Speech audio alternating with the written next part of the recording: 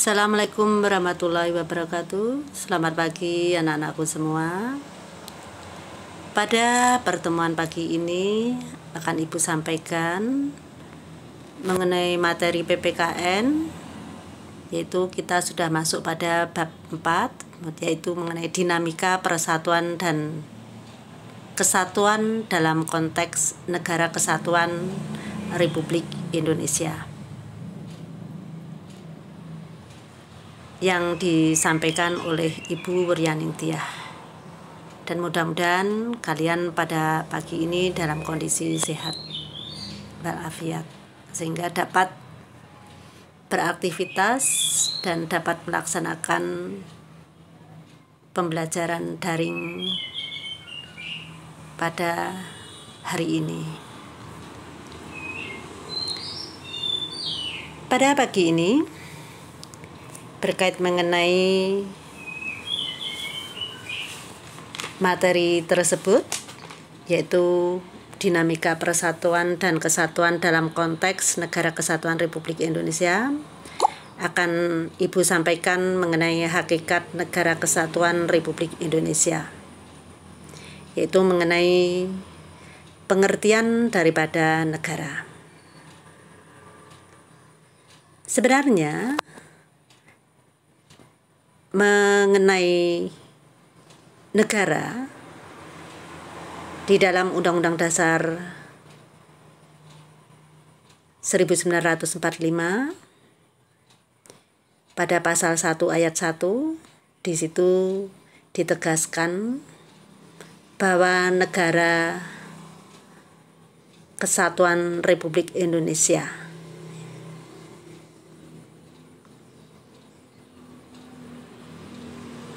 ialah negara kesatuan yang berbentuk republik. Ya. Mengenai pengertian negara dalam bahasa Belanda dan Jerman, yaitu mengenai Staat, dalam bahasa Inggris State, dalam bahasa Prancis État, dalam bahasa Latin status atau statum, yang artinya keadaan yang tegak dan tetap. Demikian hanya di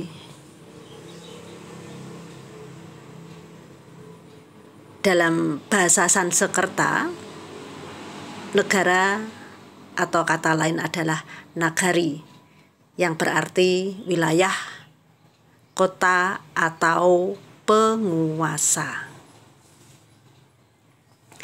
Jadi dengan demikian, yang dimaksud dengan negara adalah daerah dengan penduduknya yang teratur di bawah pemerintah yang diakui oleh rakyatnya.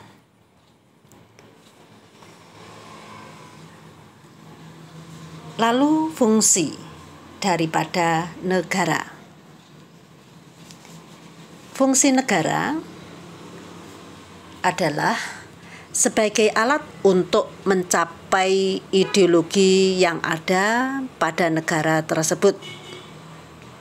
Contohnya, ideologi negara kita adalah Pancasila. Lalu yang ketiga, yaitu mengenai tujuan daripada Negara Republik Indonesia, yang tercantum di dalam pembukaan Undang-Undang Dasar 1945 alinea keempat, yang berbunyi untuk membentuk suatu pemerintahan negara Indonesia dan seterusnya.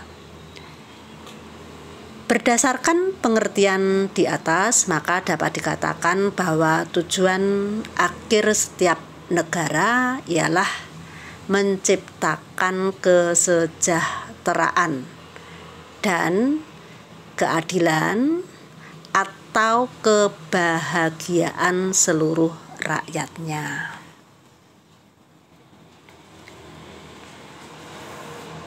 Lalu yang berikut yaitu mengenai bentuk negara.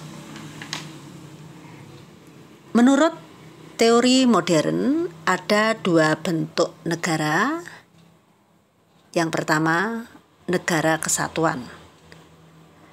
Negara kesatuan merupakan negara yang bukan tersusun dari beberapa negara, melainkan hanya terdiri dari suatu negara, sehingga tidak ada negara di dalam negara.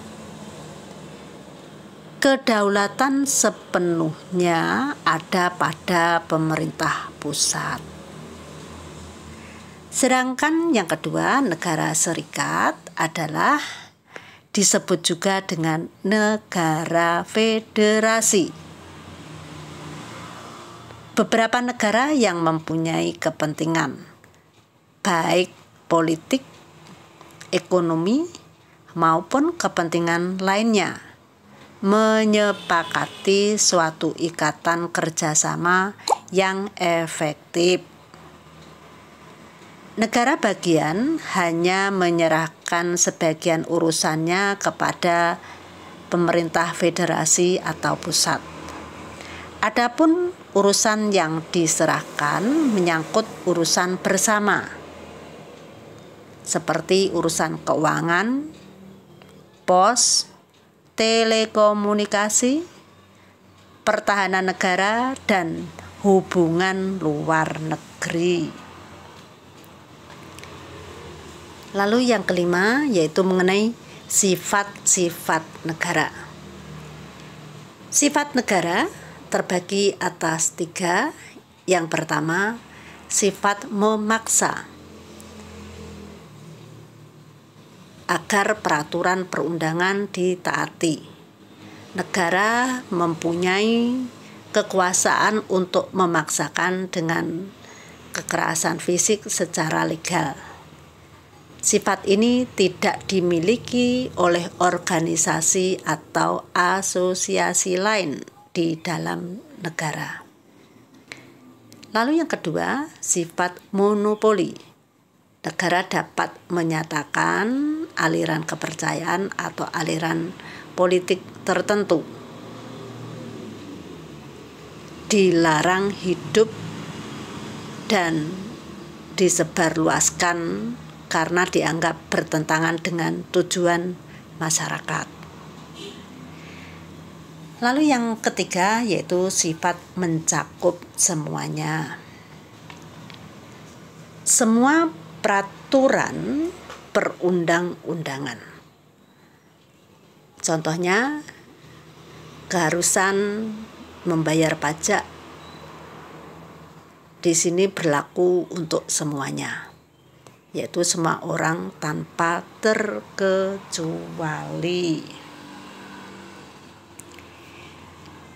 Demikian materi yang dapat Ibu sampaikan pada pagi ini. Dan tugas untuk Anda yaitu mencari materi dari buku atau media lain yang relevan dan untuk dipelajari, serta tugas-tugas kalian yang sudah Ibu berikan bagi mereka yang belum mengumpulkan untuk segera diselesaikan dan dikumpulkan. Demikian untuk pertemuan pagi ini. Terima kasih atas perhatiannya. Selamat pagi, selamat belajar, dan wassalamualaikum warahmatullahi wabarakatuh.